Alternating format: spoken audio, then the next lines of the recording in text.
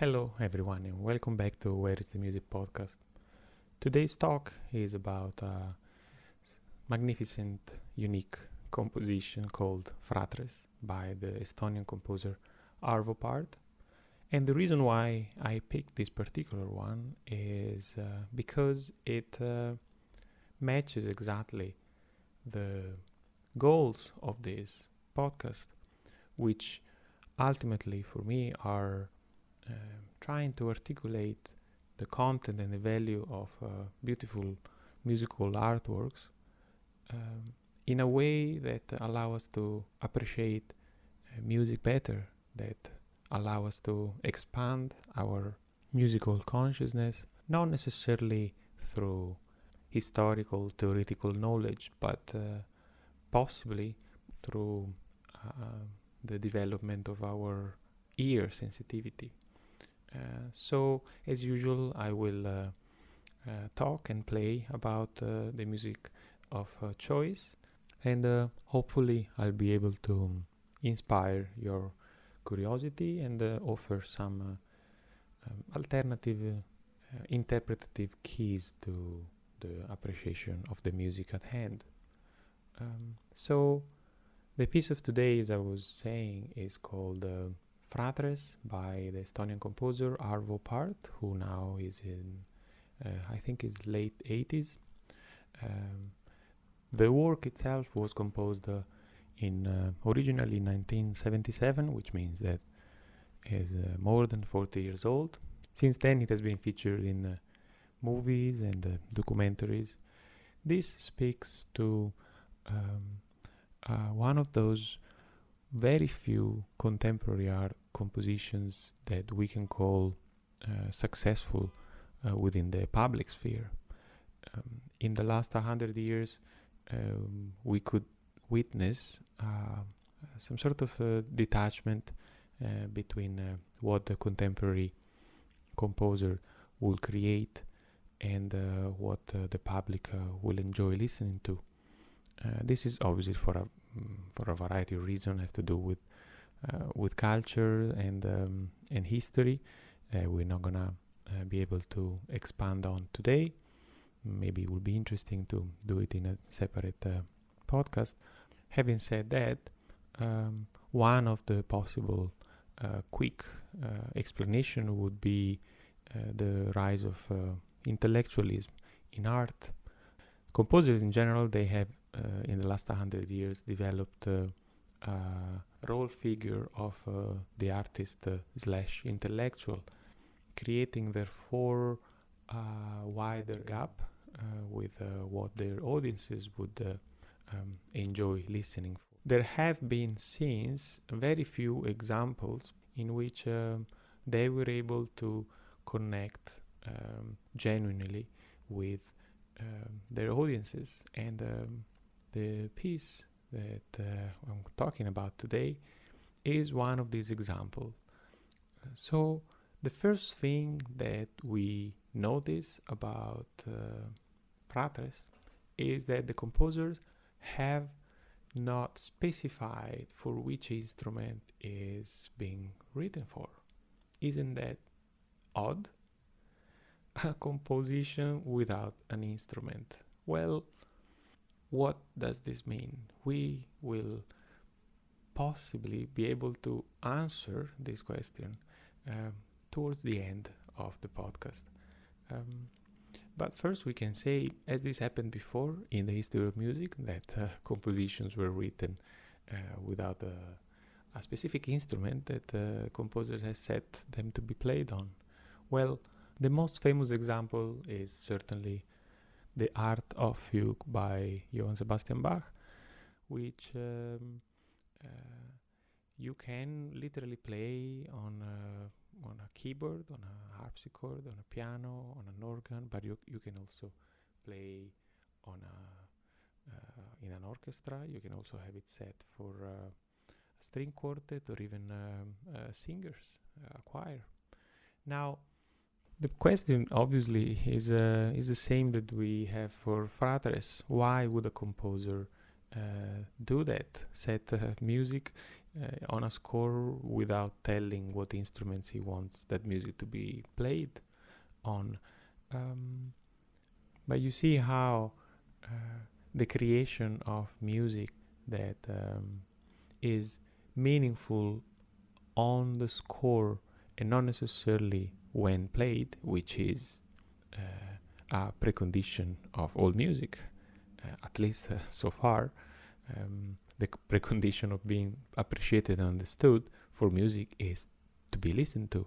Well, music that is not supposed to be played with this or that instrument, that suggests that the appreciation or the understanding on the part of the audience is not amongst the priorities of the composers. This feeds into this gap that I was talking earlier about between the composer intellectual attitude and the audience's expectations. So with this in mind, it is even more remarkable that this composition has entered the repertoire of classical concerts, has been widely acknowledged by the public as a masterwork of contemporary art. As a matter of fact, this composition has been set later for all type of ensembles, for piano solo, for piano and violin, for string quartet, for orchestra, etc. This might suggest us that the beauty of this music is not to be found in a rendition or another, in its piano version or string quartet version, but it might be found in what is beyond sound itself, which might already be a good reflection on what is music, or perhaps where is music. So without further ado, let's dive into the composition itself. The form of the piece is a theme and variation, and if you're not familiar with this form, it's a very traditional way of setting compositions, which is a theme is usually chosen by a composer as a perhaps a existing melody with a already set harmony, or something that he or she creates for the occasion. Once that melody is finished, the composition proceeds with variations on the theme. A good set of variation is one that allow us to always be in touch with the original material of the theme, but somehow always tell us something new and diverse and interesting. Now, for this composition itself, the theme sounds like this.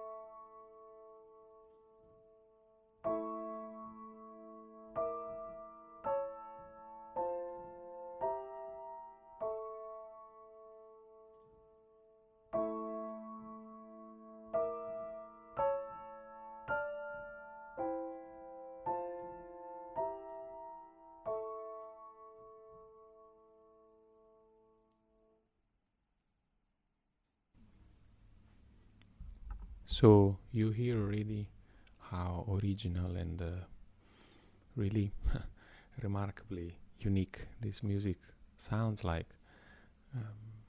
There is something deeply mysterious, daunting, and fascinating. It seems that we can't wait to know what's going to happen with this.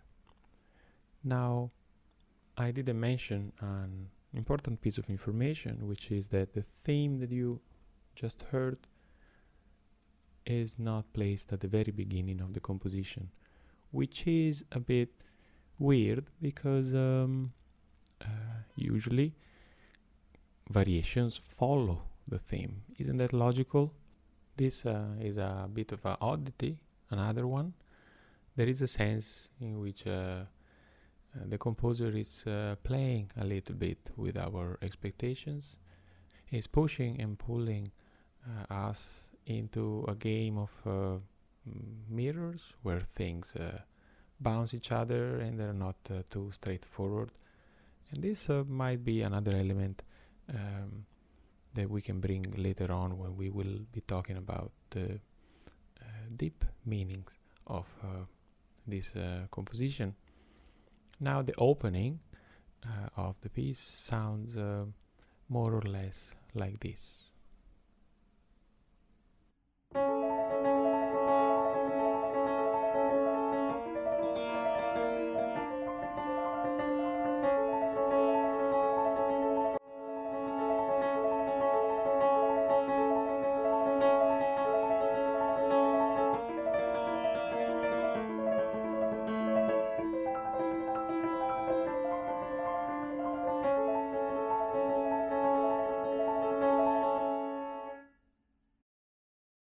This is the real opening of the piece. The second section, or the second variation, turns out to be actually the theme.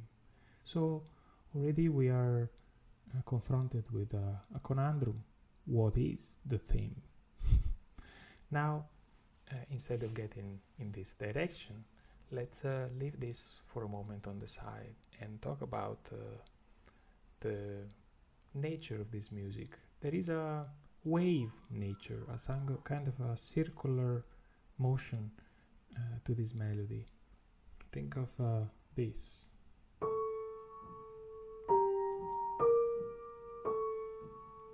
It does seem to be portraying the contour of a circle or a curve that goes down and comes back.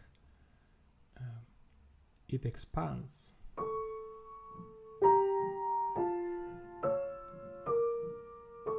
You see, it reaches lower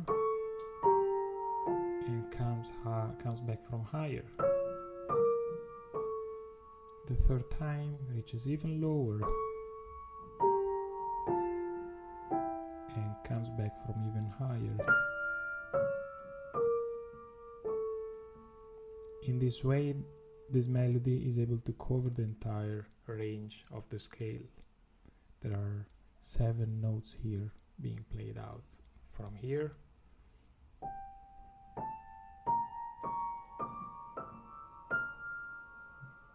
with their shadow counterpart.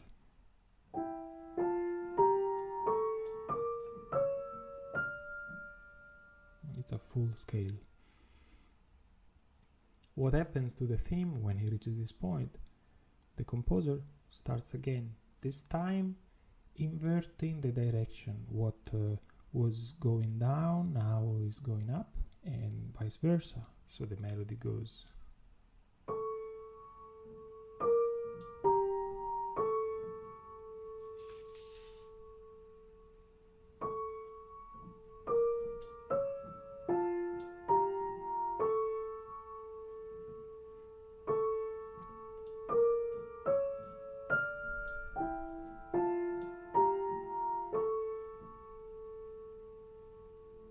So this idea of inverting the trajectory of a melody is not a new invention. Obviously, it's been around for centuries, but in this context, inverting a circle does give you another circle. There is a sort of balancing nature of this melody.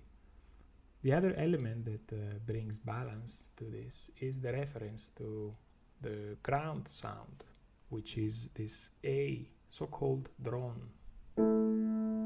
This is something that stays here throughout. And every circle that we hear is in relationship to this.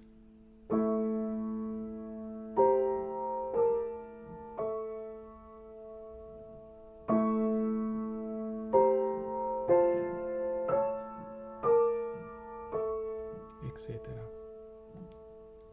So the note A and its harmony becomes a vibration, a still vibration on which we're going to perceive every variation, every note as emergent from this variation.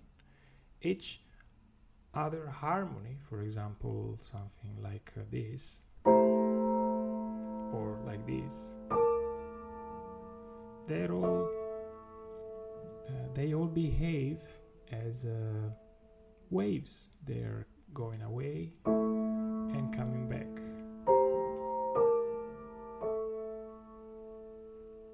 It's a very simple trajectory, a little bit out and back in line, but it's extremely intuitive.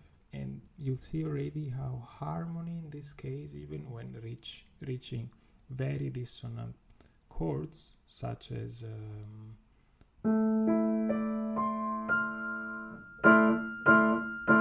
very dissonant chord, but still manages to be part of the grander design.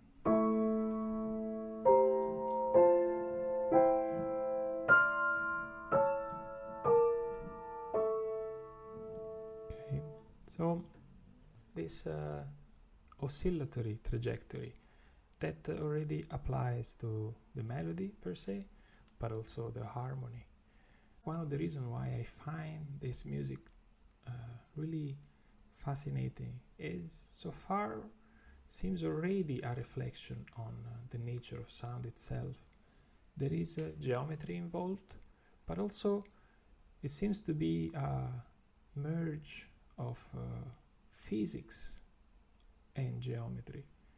So far it seems that what we're in front of is a visualization of the vibration. Think of the first opening.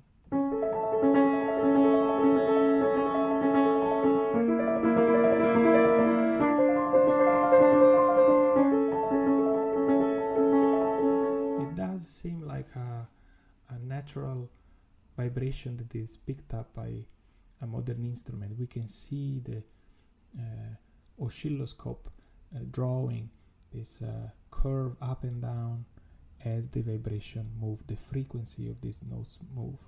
But the rhythm of it is exactly the same as this.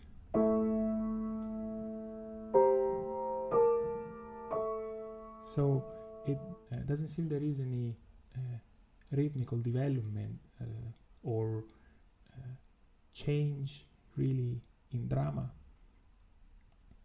There is a stillness to it, and the stillness is either filled with every possible small little variation, such as here, or by actual stillness.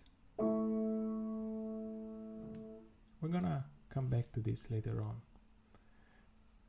So it seems that the composer here is engaged in a musical representation of the physics of sound. The composer's perspective seems to be zooming in sound. What we think of a still sound, like still linear, horizontal sound, is actually made of curves, up and down. We can hear them if you just listen, if you just pay attention to it. Each variation is also preceded by a strong gesture. Sounds like this.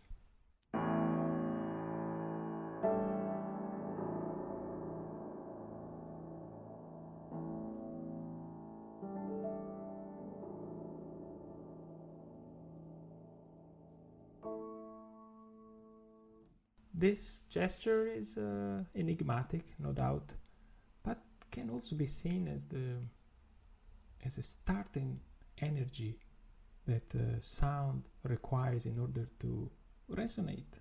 Imagine pressing a key of the piano. You are actually imposing onto the key a particular amount of energy, and that energy will create the attack of the sound, and the sound then will be resonating throughout the space around the instrument, and as a result you have a variety of waves and echoes that create what we called the acoustic effect.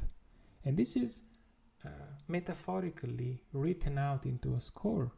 You have this attack of sound.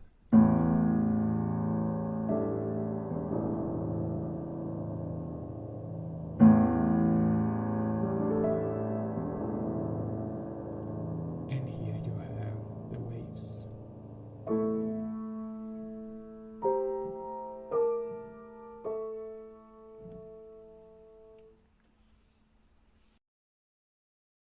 So this gesture does sound like striking a key on the piano, and the melodic, enigmatic theme that comes afterward acts like a gentle echo of that burst of energy.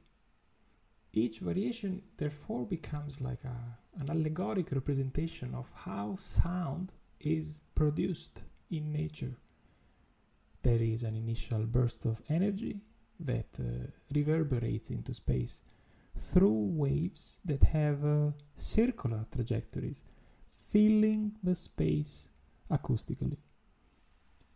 So let's go back for a moment to the initial question we had, which was why is the opening already a variation? Remember the peaceful, slow, melodic theme that I played you occurs as the second section. The first was that exuberant, very fast vibration. So why is the opening a variation? To answer the question, we need to hear the whole journey. And I'm not gonna play the whole piece right now, but what I'm gonna do, I'm gonna play you the piano part, the beginning of each variation, and you think whether you hear something happening. This is variation number 2, the beginning.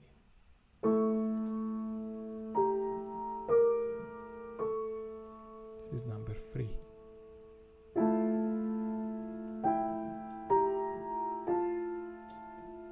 Number 4.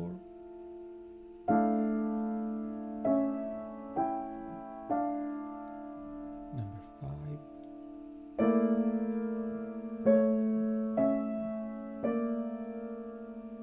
Number 6.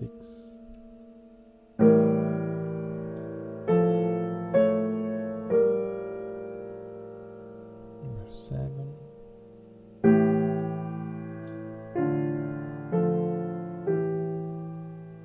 Number 8.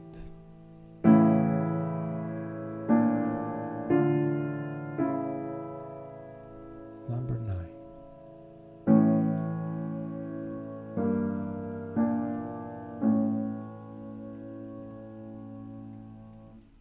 So you can hear how the melody slowly descends, goes down. But wait a minute, didn't we say that this is a metaphor or how sound is produced? Well, the descent metaphorically equals decay.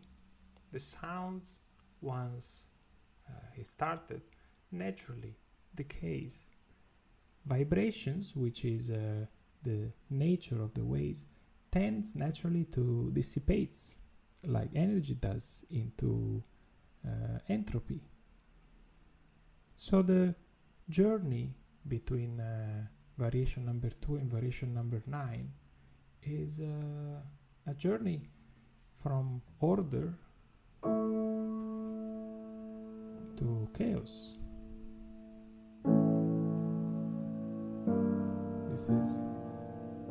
This is about to be completely dissipated into space again. We haven't taken into account the first variation. So going from variation number 1 to variation number 2 is actually the inverse journey from chaos to order.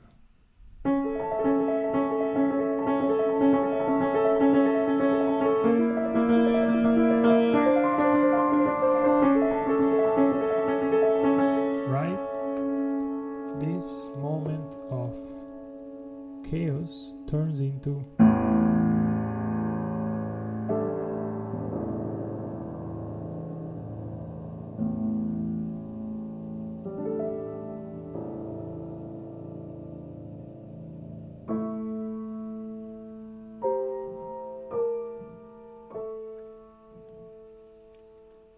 you see what I mean by chaos turning into order. And once again, we have another dimension in which the circularity of events is represented. What is in the end corresponds what is in the beginning, and it is up to us to link the two, to see the identity between the two. This entrance of the theme sounds like a collapse of the chaotic energy displayed in the first variation. There is, once again, this sense that chaos brings energy forward that takes some orderly form, and that is the acoustic wave, but then it dissipates again into energy. The theme of circular trajectory is a musical metaphor that seems to be informing the composition at all levels. At first, it just informs the melodic trajectory of the theme. It goes up and down like a wave. It widens and it inverts itself like an acoustic wave does. The theme itself fills the whole scale.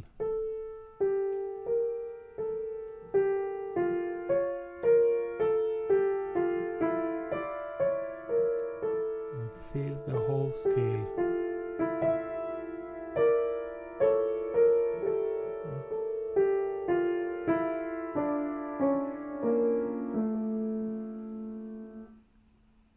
Then, if we look at the violin wave-like figurations like these ones, this is very fast circulations. But also later on we have, for example, in the third variation, we have figures such as this.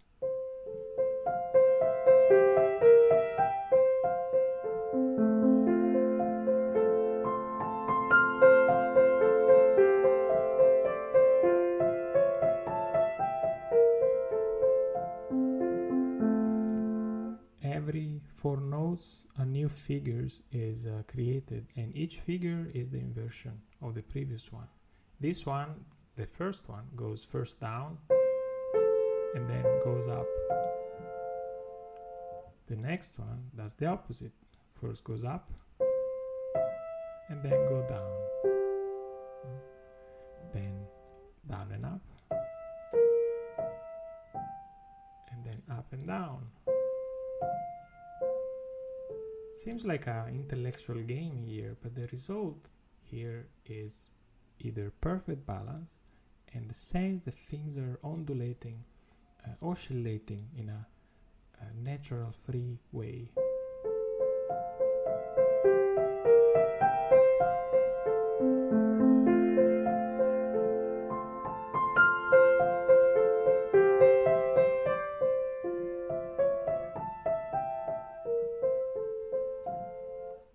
And so forth. We have different versions of this figure. So this one, for example.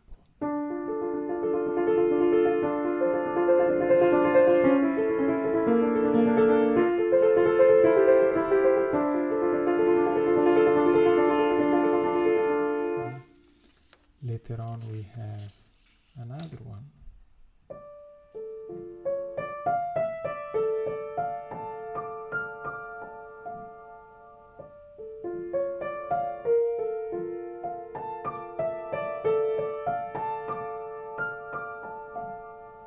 see once again it's the same ondulatory motion, oscillating motion, I will call it, has different paces.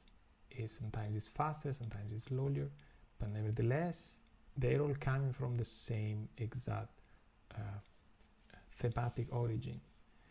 And rhythmically happens something similar.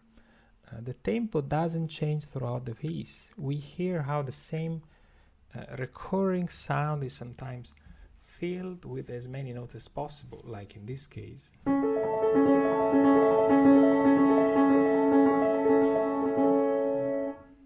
Other times there are no notes.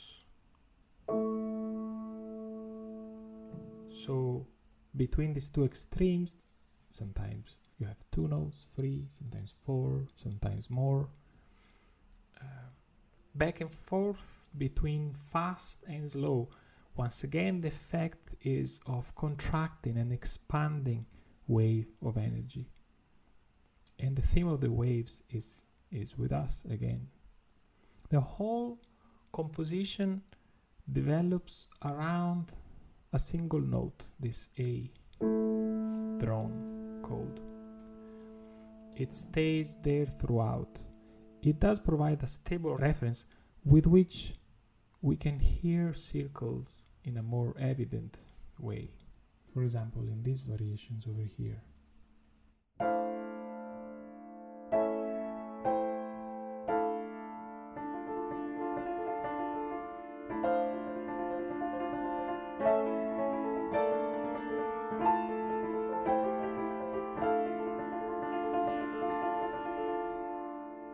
You can hear the various forces of the wave, the various contours of the waves, like very fast, very slow,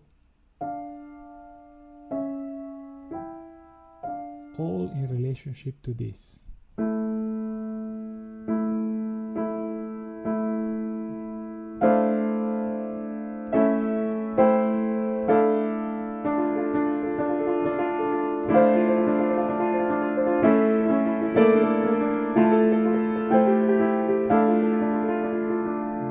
That's what a musical drone sounds like.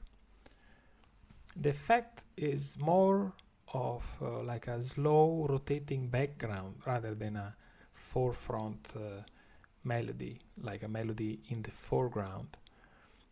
It sounds like a background, a rotating background that offers ever-changing combinations of harmonics and colors.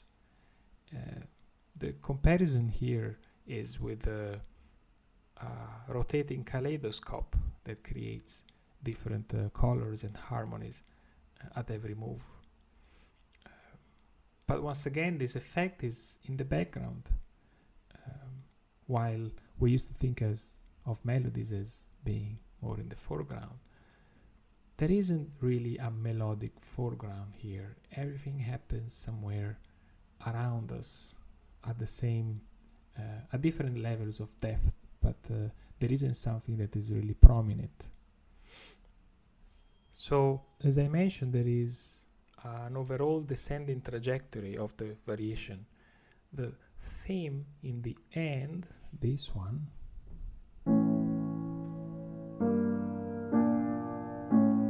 is made of the exact same notes as the beginning, this one.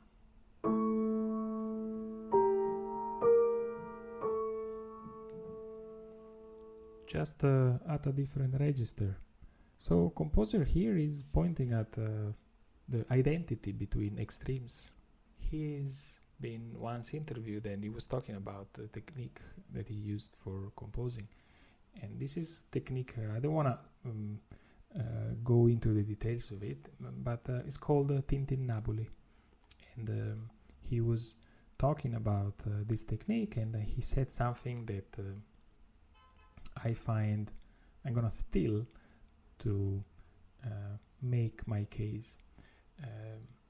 Tintinnabuli is the rule where the melody and the accompaniment is one, 1 and 1, it is 1. It is not 2. This is the secret of this technique. So in music, when we add one thing to another, in this particular case, a melody to the accompaniment, the result is not 2. The result is 1. And this is probably this identity of end and beginning, of very high and very low. They are two faces of the same thing. And the last dimension in which I think the composer is employing the theme of circular trajectory in the composition is by using a lot of repetition and echo effects. The discourse seems to be made of ideas and material that mirror and bounce on itself. And this is very much in line with the idea and principle of artistic minimalism, which is, in the end, musical material that is minimal in quantity, that doesn't go through a lot of transformation, and should encourage the attention of the listener to engage into sound itself. Classical romantic approach to composition, which is let's have the music be dictated by the personality or the intention of the composer. In this way, in particular, throughout this piece, we realize that repetition is not very much different from the idea, New Age Zen idea, that we will never be able to walk in the same river twice. Because, of course, the water has changed since the last time we were there, but also because we have changed since the last time we were there. And repetition in music does have a similar outcome. We can't really hear the same thing twice. By its own nature, it will be different. So this leads us to the deep meaning of this piece. There is a series of reflections that the composer is inviting us to make with the piece Fratres. The piece acts as a metaphor. The composer is somehow describing sound the way he perceives it and sees it. And he's using geometry, but he's also using the physics of sound. He's using the visualization of how sounds behaves if we think of it as a frequency. He translates into a musical score what we can see, hear, and feel when we zoom in into the nature of sound itself. Remember this idea that everything can be interpreted as an allegory for a wave, an expanding oscillatory wave. The musical material, the themes, the chords, all the notes, even the form itself, is in the end derived from sound itself. It doesn't come out of the composer's personality or idea. In a sense, he is a witness to the unfolding of it as much as the listener is. There isn't like a strong theme that carries through the energy of the composition, and the variations do not modify this dimension. We're just witnessing, and it seems like Arvo Pärt is witnessing that along with us. Then let's continue. The rhythmic circularity, which I was talking about earlier, makes us ponder on this idea of vibration. There is an identical nature between a single note, which is made of many vibrations, like an A, this one is 440 hertz, which means 430 little vibration in a second. So there is an identity in nature between this and a lot of notes played very fast, like this, resulting in one unique sound, one effect. And once again, he creates this identity, allowing us to ponder about the distinction between the two. The same identity is played out in terms of pitch and register. The high notes will eventually meet the low ones, and as the metaphor of a wave suggests, this informs the piece in many ways. For example, in variation 6, you have a constant reference between low and high. That sounds like this.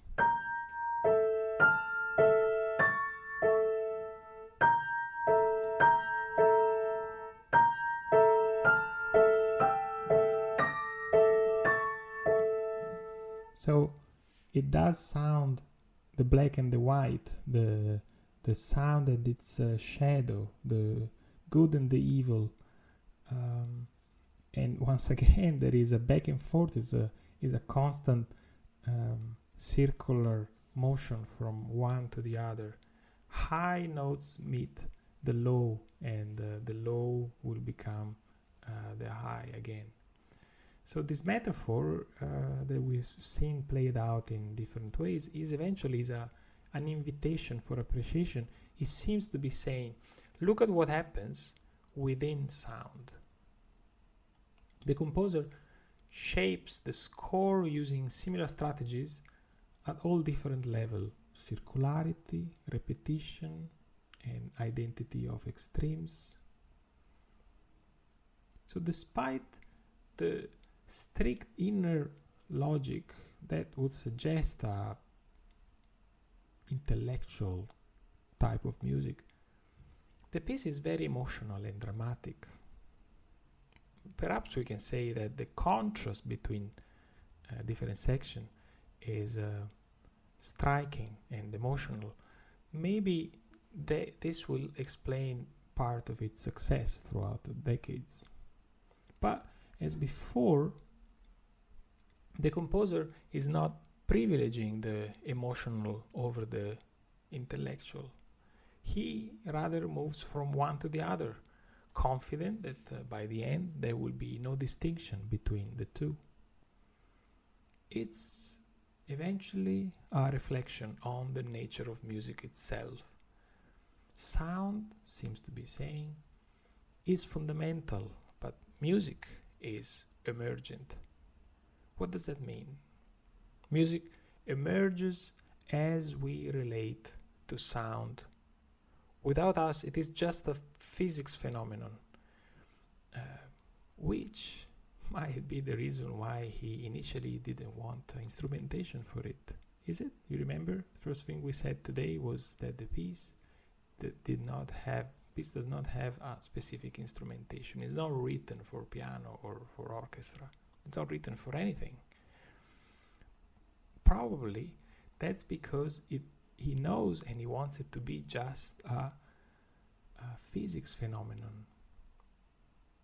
We are the ones that through our ears, that through our instruments, through our attention, are turning this allegory into music, into meaning, into beauty.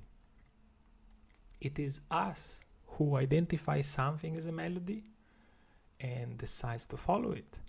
But the melody is already there within sound if we are able to hear it.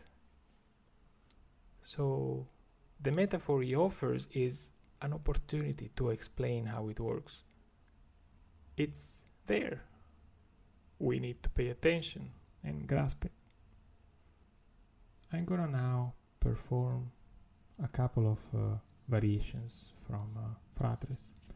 Thank you all for listening. I hope this was a good invitation to listen to the whole piece of music and look for some meaning surrounding it.